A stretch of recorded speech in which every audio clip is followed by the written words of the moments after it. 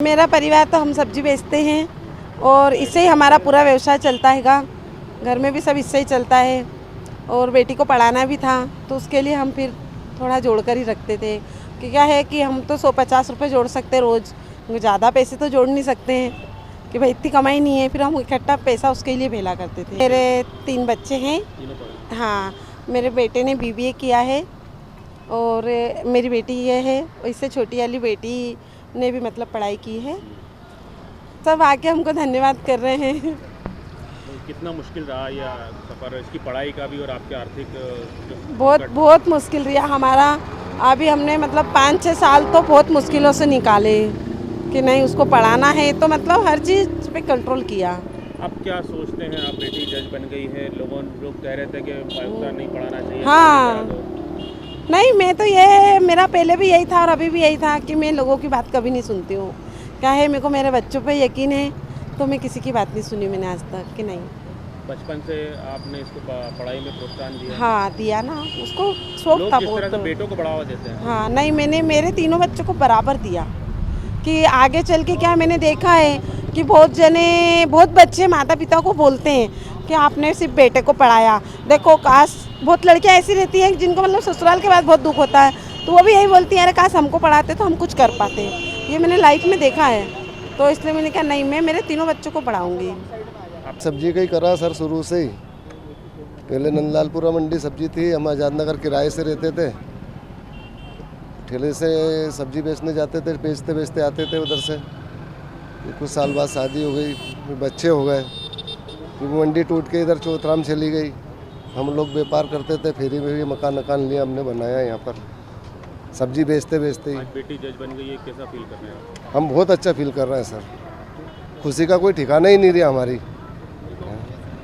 आपको तो मतलब कोई शब्द ही नहीं हमारे पास इतने बताने के लिए कि हम कितने खुश हैं। संघर्ष करा आपने और आपके बच्चों ने? संघर्ष तो सर कंधे से कंधा मिला के सभी लोगों ने करा मेरे घर में।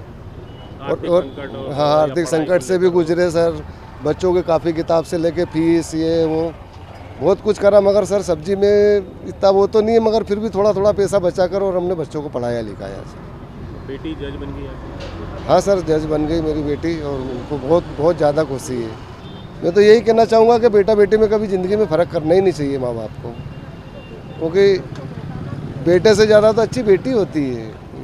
आज ये नाम रोशन कर दिया मेरा, पूरे मूसाखेड़ी वाले मुझे बधाई दे रहा है, बाहर से बधाई हो ताते लग रहा है मेरे पास।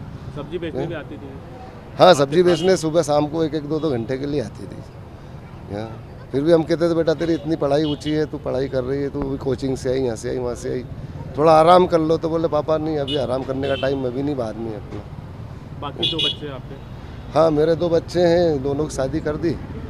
वो भी काम धंधा ही करते हैं। आप, आपकी पत्नी और ये बच्ची आपके तीनों मिलके सब्जी का काम करते हैं सर। तो ये सबसे यही कहना चाहूँगा कि बच्चे का कभी रुचि है पढ़ने की तो उसको पढ़ाओ, बेटा बेटी में कोई फ़र्क मत समझो। जिसने बेटा बेटी में क्या फ़र्क करोगे, बेटी भी तो अपनी ही है। अरे वो आज अपन उसकी शादी भी कर दें, दूसरे घर भी जाएगी तो लोग तो यही कहेंगे ना वो जा रही है अशोक की लड़की, क्या देखो वो जा रही जज बना दिया उनने, क्या। तो सर ये तो बिल्कुल भी मतलब मैं तो हर माँ बाप से यही कहना चाहूँगा और बार बार कहना चाहूँगा कि बिल्कुल फ़र्क नहीं करो। और बच्चे की तमन्ना पढ़ने की तो बराबर पढ़ाओ, शादी की तो जिद करो ही मत उससे आज के ज़माने में। अच्छा, जिन लोगों को सुविधाएं मिलती फिर भी नहीं पढ़ पाते?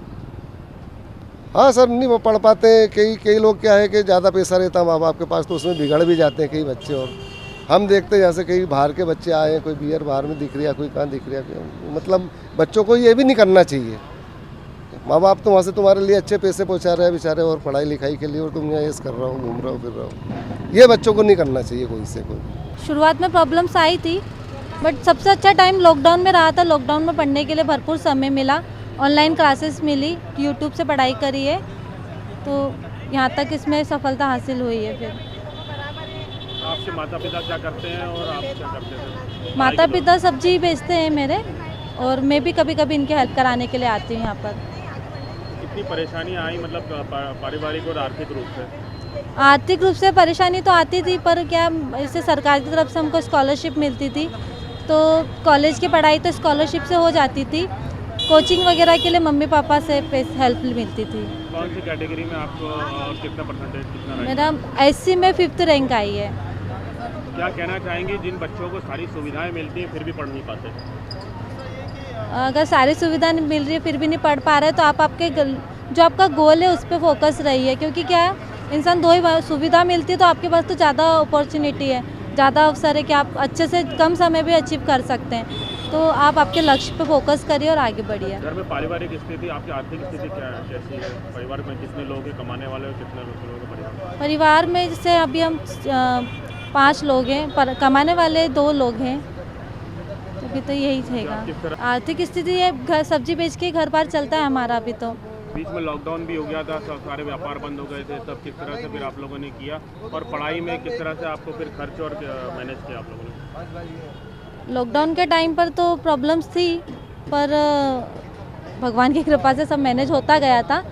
पर हाँ, स्ट्रगल थोड़ा था, खाने के लिए भी था, तो दाल रोटी खा के भी रह लेते थे हम लोग, तो उसमें हो गया था हमारा। बाकी एग्ज़ाम फॉर्म भरने में थोड़ी प्रॉब्लम आई थी लॉकडाउन के बाद, क्योंकि वैकेंसी आ गई थी, फॉर्म नहीं भर पा रही थी। कभी किसी ने ये नहीं कहा परिवार में या किसी और ने बाहर से कि आप सब्जी का व्यापार करते हैं, पढ़ाई नहीं कर पाएंगे, या आपको भी इन्हीं के साथ लगना चाहिए, या शादी कर ली जाए? नहीं, जैसे शादी करने के लिए बहुत सारे लोगों ने कहा था कि शादी कर लो, बहुत से लोगों ने बोला था कि तुम करती क्या हो, बस तुम पढ़ती ही रहती हो, कब तक पढ़ोगी, इस तरीके से लोगों ने तो कहा था मुझे। पर पेरेंट्स ने कभी नहीं कहा कि तुम शादी कर लो या तुम पढ़ाई छोड़ दो, जॉब करो, इन्होंने कभी नहीं कहा मुझसे। स्कूली पढ़ाई के दौरान क्या सोचा था, क्या करना है आपको? स्कूली पढ़ाई के दौरान मैं डॉक्टर बनना चाहती थी, पर वो हम 3 भाई बहन थे तो फिर हो नहीं पाया था, क्योंकि उसकी फ़ीस थोड़ी है ज़्यादा थी, तो और मैनेज नहीं हो पा रहा था। तो मम्मी ने कहा था कि बेटा अपन इतना अफोर्ड नहीं कर पाएंगे, तो फिर मैंने सोचा कि ठीक है नहीं कर पाएंगे तो छोड़ दिया था फिर मैंने उसे।